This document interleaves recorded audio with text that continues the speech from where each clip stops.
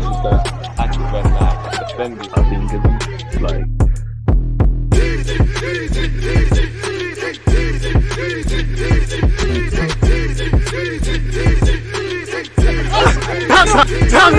people deluded. I'm back again. Come on, Ian. Man. Come on, Ian, and with an intro like that, what more needs to be said apart from, people? First things first, people deluded. I'm back again. Good morning, good afternoon, good evening, and in some cases, good night. I hope you're all doing well and safe. As usual, smash the like button, comment any opinions you have, turn on your notifications, and check out my YouTube playlist for more content. Now, I hope you're all doing well and safe. I hope you're all having a good festive period. I hope you and your family have good health. And as we approach 2023, literally, it's the 30th of December at the time of making this vid. I hope this year was great for you lot, and if it wasn't, we have to really, RIP Pele. And I know it's always said by people, but we really have to put into context the fact that we're still breathing, the fact that we're still here. The most beautiful thing, but the harshest thing about life is that it just simply goes on, people. So I hope you had a great year of 2022. If not, I hope that you're able to salvage something from it and have a strong finish. And I hope 2023 is prosperous across all aspects for you lot. As usual, appreciate you lot support on my channel. Very appreciative of the platform we've amassed. 52,000 and counting, people. And big up the Twitch gang as well. Make sure you're following on Twitch, journey to 10,000. We're on 6K currently. All information's in the description. Now, it's a bit of a slow news day where Arsenal's concerned. Tomorrow, live from 4:30, we'll be watching Arsenal Brighton, or better yet, I'll be doing a watch along with you lot. We might as well just crack on and see what sort of public transfer news stuff there is going on. Again, the dream is free, the hustle is sold separately. Mudryk. I'm a bit jealous of Chelsea because apparently they might be getting Enzo Fernandez from Benfica if they spend the bag on him, people. As you lot can see in that little headline to my right, I don't know where it is on you lot screen, but you can see the mouse hovering. But Arsenal are considering making Shakhtar Donetsk an improved offer for Mudryk after seeing a 45 million bid rejected. Now, we've seen that everywhere. Apparently, Elliot Richardson, people, who is a chairman and, vice chairman and an advisory board member of One Football, founder of the Dugout. I don't know how in the know he is in the footballing world, but he has said this Mudryk deal is complex, dealing with various middlemen. So that's not necessarily something that is going to be isolated to Mudryk. There's plenty of middlemen in football and people, getting, if you look at it, if a transfer fee being cake, everyone wants a slice. Advisors, certain maybe other clubs that Mudryk played for in his career in youth that he might have gone to Shakhtar and they owe him something, They did, the people at Shakhtar, the people, the agents that there could be middlemen. There could, there's many different forms of doing a transfer deal. A lot of the time, sometimes, like you see with George Mendes, he's going around and trying to drum up business. So if that was a case like with Pepe to Arsenal, which was, we scouted him, but there is knowledge to say such, that could be it. So we're dealing with various middlemen and stuff like that, allegedly. So that could be a point. Again, I don't know if that's true. Here, Ornstein has said on Mudryk, Shakhtar want 100 million euros for him. My sense is, and from speaking to people across the industry, that they will come down in price that they are asking for and a compromise will be reached. I hope so, people, with it being the 30th of December. Mikel Arteta spoke about getting players in early, but it's a game where we have to urge patience, people. As long as we're ticking along, the chairman's come out and name dropped Arsenal the other day. Check out the YouTube playlist, people, because we've been over this, but said that, in 5 minutes when he gave the interview at the time, he's going to have a call with Arsenal. So there's a lot of moving parts and things on across all parties, for Mudryk, for Arsenal, and for Shakhtar, and the many people in charge at Shakhtar are getting people to, dealing with contracts and all this sort of stuff. Fabrizio Romano said Arsenal and Shakhtar are in constant contact regarding Mudryk. Arsenal want to try again for Mudryk, and they know time will be crucial. So there you have it, people. Still in dialogue. Arsenal believe Shakhtar's valuation of Mudryk is slightly ridiculous. You think, as much as he's got potential, 44 appearances for Shakhtar the next 21 years of age, been in the first team about 12, 18 months, really, 100 million.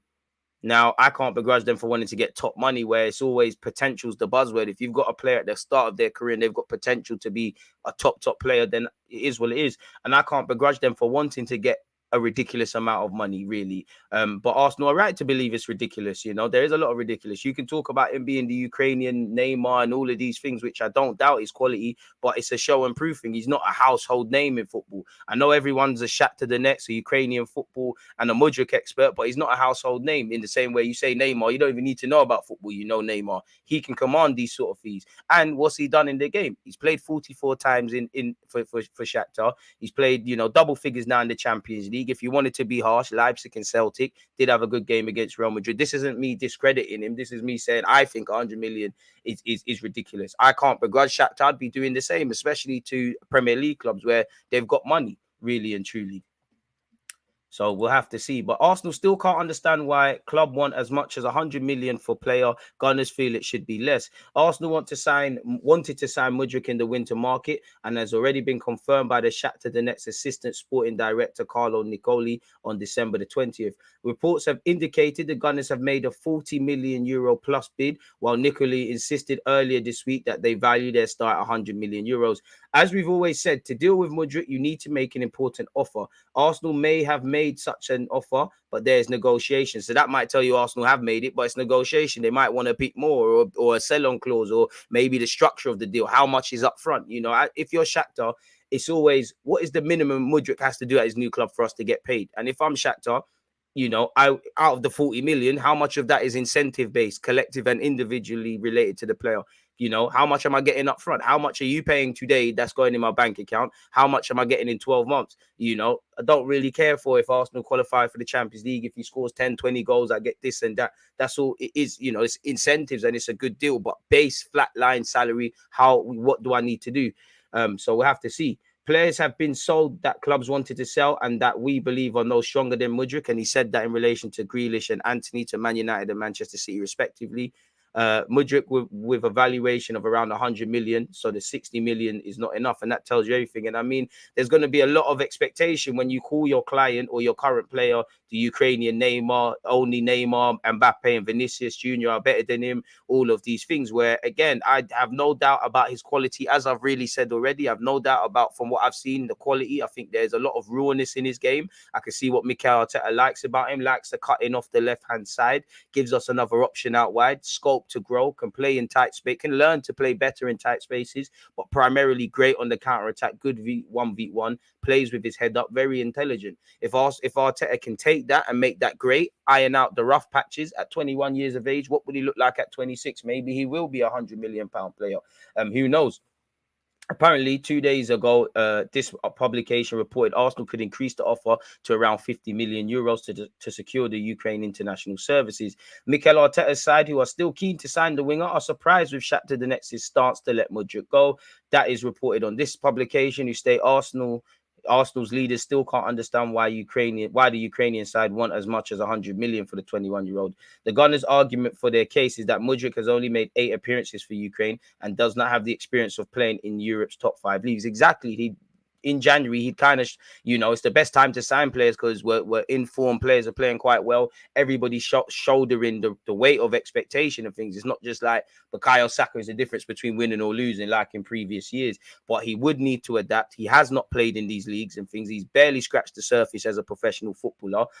So they're not in a position to really command that, really. And again, he'd be joining a faster paced, stronger, more competitive league. He'd have to get to grips of what Arteta wants of him off the ball, on the ball. He'd need time to grow. And, you know, if he signed tomorrow, it'd be great because we need a stronger squad. But you could argue he'd really, unless something happens, you know, you're not touching Saka's place. You're not playing, you know, there's scope to, you know, and he's spoken about scope to become a striker. But if Jesus is fit, you're probably not playing ahead of him. That left wing, obviously, you'll probably be fighting with Smith Rowe to be the next in command. Maybe Nelson, if fit, who would be behind them. But that's Martinelli's to stay unless he loses that in the same way Smith Rowe's was. Really, we need depth. I'm all for this. But I think Arsenal are right, people.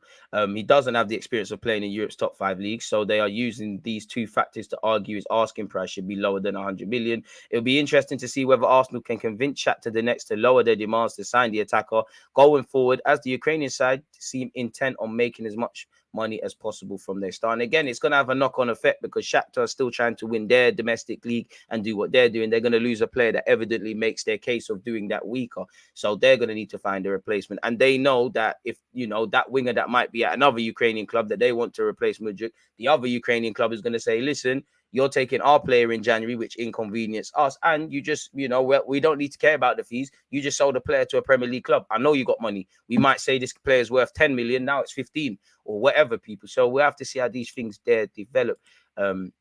Arsenal still have a strong chance of signing Mudryk in the winter, but need to improve their offer. Shakhtar wants to keep Mudryk until the end of the season so that he helps the team in the fight for the Ukrainian Premier League title. If Arsenal really want to sign Mudryk that badly, then the transfer should happen in the winter. So far, negotiations between Arsenal and Shakhtar are far from over, and the deal is unlikely to be concluded quickly, people. So yeah, once again, we've seen that from Fabrizio Romano. So good. I've got it about a million times here, innit, people. Shout out Arsenal Buzz and all these guys who do the transfer stuff. Slow news day for transfers, people. Joao Felix scored yesterday, and allegedly Diego Simeone dropped a hint on the future of the current Atletico star, who's drawing interest from Manchester United, Chelsea, everybody else, and saving the best till last. Arsenal Football Club, people. As you know, he's understood to be available on a 6-month loan deal that would set any interested party back 8 million. So if we're going to pay 8 million for a loan, 40, 50, 60 or so million for Mudryk, again, you know, that might mean centre mid with Partey being fit and stuff like that. In the summer, obviously El Nene and Partey made us focus a bit more on trying to get a centre mid, which, like bringing in a winger, failed. It's almost the flip side now. So are we really going to, with Jesus' injury, we've got Eddie, you're going to spend that healthy outlay on Mudryk, 8 million on Joao Felix on loan. I don't know, really. It's a techier deal to get done. But if you do that, are we really going to bring in a central midfielder or anything else? But who knows? Arsenal and Chelsea have already embarked on initial discussions with the player's agent, George Mendes, but both are reluctant to pay such a hefty fee for the short-term loan. Despite apparently having been deemed surplus to requirements, Felix started against Elche last night and scored his 5th goal of the season, people. Simeone said, whilst he's here, I will try to get the best out of Joao Felix for the club. Then we'll see what's going to happen. And as you've previously seen before, people, Simeone and the CEO of Atletico Madrid have been quite blasé in the future of Joao Felix, really. We've been linked with Karim Benzema. Whether you believe that is up to you lot, people. I don't. But Karim Benzema demands to Manchester United and Arsenal as Premier League sides a free transfer. I mean, surely you'd want to stay at Real Madrid. You heard he just purchased a new house and is in the process of improving his Spanish citizenship. You know, but he could get a bumper pay rise and one last adventure in the Premier League to go on everything he's won in the game.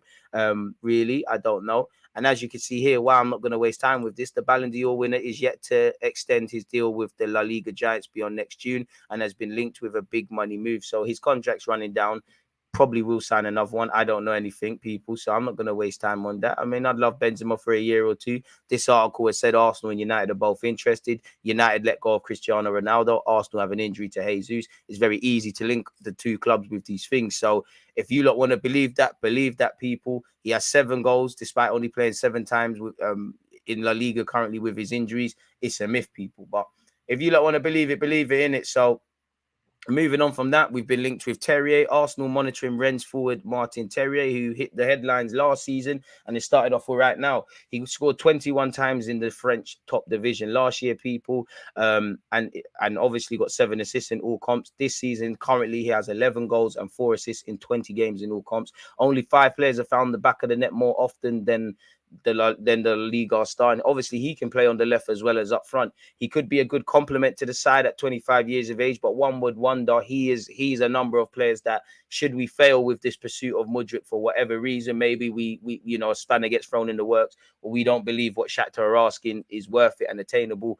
these sort of players, really and truly. But he's been linked with us for a while now. And as well as Arsenal, Liverpool and Manchester United, meanwhile, also are looking at him. Liverpool have just signed Cody Gakpo, who kind of can play in similar roles or is a sort of inside forward, among other things. So I'm not too sure if they're going to go away. But, you know, it is what it is. At 31 million, it's not the most, you know, daring of transfer fees. So it could be something that's seen as somewhat safe, even though no transfer isn't, people. Arsenal want to play the waiting game and are hopeful that Leicester City star Yuri Tielemans will still be available at the end of the January window. There's been rumours he actually might sign a new deal at Leicester, people. So we'll have to see exactly what's being said. The hunch that I get from people speaking to people close to this situation is that Arsenal would prefer to just see this situation play out through January and hope he's still available at the end of it. So we'd have to see exactly how that one there is going to develop, people, really. And once again, Arsenal make Joao Felix loan inquiry. Allegedly, you know, Arteta wants to move for the fringe Atletico Madrid forward. It follows interest in Mudryk. David Ornstein has said we're interested in both, people, and we want to strengthen our attack. Maybe the best form of defense is attack, people. And I still think we're a bit lacking in central mid regions, even though you've got players who can play there and everybody's fit right now. But why not? Apparently the Spanish side want his wages paid in full, plus an 8 million loan fee for 6 months. So that's a hefty loan for someone that could help you get the Premier League or Champions League and things, but someone that is going to thrive in an attacking system under Mikel Arteta and just look more like an attractive, an attractive option for other teams. And Atletico will have a stronger case to recoup anything close to the 113 million. We don't want to develop players for no reason. So if there's no obligation to buy or no loan option, I don't think Arsenal should do it beyond the obvious, people. So it is what it is, people. Once again, confirming the Shakhtar, the next advisor's comments in relation to Mudryk. Mudryk has received the message, like all the other players, to show up for the training camp in Antalya on January the 9th. Arsenal's interest is there, can't deny it. However, today he is called up for the first team training camp, which runs from Jan the 9th to February the 9th. Then in Warsaw, we will prepare for the next European games. Many clubs have taken an indirect interest in Mudryk without an official offer. There have been a lot of phone calls. I believe that today the Italian teams find it difficult to take a profile like this, both for what it's worth and for the lack of courage in investing in such a profile. And I'd say on top of that, check out the YouTube playlist, smash the like button, people, but also check out the video I did yesterday, because there was some extended comments in relation to that and answering, a phone call from answering a phone call from Mikel Arteta's Arsenal. So we'll have to see. Apparently, Juventus are moving closer to getting Alexis McAllister. Apparently, Chelsea, Arsenal, Liverpool have all had an interest in the World Cup winner, and his dad has been speaking. But apparently, he's keen to join Juventus. I mean, the way of life in Juventus is going to be a lot closer. In Italy, better yet, it's going to be a lot closer to obviously England. Juventus is a big club to join, regardless of what's going on there. So it is what it is. His dad said, I can only say that together with the club, we'll analyze the offers we receive, and then we'll decide what will happen with Alexis' future. He's doing very well in England and is grateful to Brighton as they gave him the chance to come to Europe. However, neither can we provide a price, nor can we say who called us. We don't want to give any information that could prejudice imminent negotiations, if any. So, yeah, we'll have to see how that goes. Decent player, deserves to be playing in European football. Again, we've been told to up the offer for Mudryk, people. I think we've seen this already, but we didn't see these extended comments. I'm not the one making the figure. I don't have particular indications from the company, but the sporting director said that we need an important offer closer to Grealish than to Anthony. If the cash figure is 40 million euros, then it's not even being taken into consideration, people. So hopefully we make progress there. Arsenal allegedly are leading the race to sign Milinkovic Savic after scouting mission. Milinkovic Savic is tempted by a move to Arsenal after being impressed by the Gunners under Mikel Arteta. His contract is running out until 2024. I don't believe this at all, people. Allegedly, we scouted him in September during the clash for Lazio versus Verona. Not that he or Serbia had a great World Cup, but we could have looked. He's a player that all European clubs have probably scouted heavily. And with his contract running down until 2024, I'm not too sure I believe the credibility of this, people. But next summer will be a pivotal one. I don't know anything with Arsenal, but could I see us spending, whether it's on a loan or permanent, for Joao Felix, Mudryk, and the 30 to 44 million it requires for Milinkovic Savic in January? I'd love to be proven wrong, but it just seems to me that unless anything else, unless there's moving parts or an offer, I think we leave centre midfield options free until summer. We wait a year and do what we can, whether that's Milinkovic Savic, whether that's Danilo, whether that's Tielemans. But who actually knows, people? I would like all areas, but we'll have to see where that develops, people. Arsenal ready and waiting to sign lightning quick Joao Felix alternative. And I mean, we've been linked with Vlahovic again, who they're saying 70, 80 million euros. And again, he's been linked with a bunch of clubs: PSG, Bayern Munich, Manchester United, Arsenal, and Chelsea. I don't think anyone quite believes the credibility of such, but you can if you want, in it, people. We've been linked with Rabiot again as well, people, really and truly. Apparently, Arsenal are leading the hunt to sign him. It's claimed that in terms of a free transfer in the summer, it is Arsenal who are currently ahead of the rest. So we have to see really where that's concerned. Arsenal could now beat PSG to sign in Skriniar, people. I'd all be for it. Arsenal are ready to bid for Inter Milan defender Milan Skriniar and could even trump the likes of PSG in the race for his signature. Can play in the back three, can play in the back four, can play on the right, can play on the left. I mean, Skriniar is a lovely defender, and it would be lovely to have him, Gabriel, Saliba, the option of Ben White and Tomiyasu that could also play there as well. But I don't think we do that. I think we're more likely to get the, not necessarily a household name like an Ivan Ndiko or whatnot, but who knows? And his contract is running down allegedly, people. So we'd have to see. But he'd be allowed to sign for us. You know, he's been linked with Spurs and Chelsea as well. He would definitely lift the club, really. I can't see us signing him in January, really. You know, if he does cost 30 million, get it done, really. But I don't think anyone can see that happening. Finally, let's see what other Arsenal news there is concerning our club, people. Arsenal could beat PSG and Milan to screen a race, as we've seen here, people. Anything that links us with players out of Italy, personally, I look at it with a pinch of salt, people. Arsenal looking to land Joao Felix on loan, as we said there. We've spoken about Mudryk. City, I've been looking at Tierney allegedly, and they're looking at Ben White. I mean, you've got to give us our 50 million back and then some, and probably Brighton got a healthy sell-on clause in the Ben White deal, and he's just got his feet under the door at Arsenal. So it's nice to see our players linked with bigger clubs, or, well, more clubs challenging or stronger teams than us, but it's a myth, people. Arsenal are preparing another bid, people, for Mudryk after seeing a 55 million opening bid rejected, as stated here. Arsenal open fresh talks with Tielemans, people. According to Football London, Tielemans is currently in fresh talks with Arsenal about a move to the North London club. We'll have to see how that one there is concerned, people. So it is what it is. We've also, I can't find the publication, but allegedly we made an inquiry for Brighton's Caicedo, people. We'll have to see. And it'd be lovely to see Martinelli, Saka and Saliba sign new deals. And Fabrizio Romano has said it there. So we're going to have to see what's going on. And obviously Charlie Patino as well. What's this?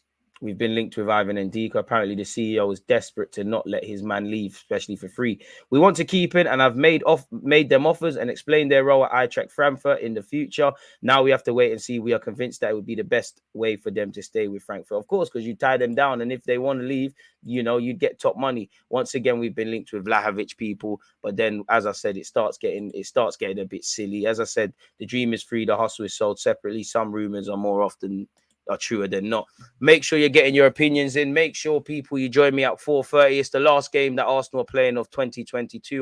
Brighton, Arsenal, better yet. And I'll see you lot all for that, people. But for now, people, deluded, I'm out. Hit the like button, comment, subscribe. Stay blessed, stay safe. Happy New Year if I don't see you lot soon. Appreciative of checking out the content. One love. Always was that defending. I think it's like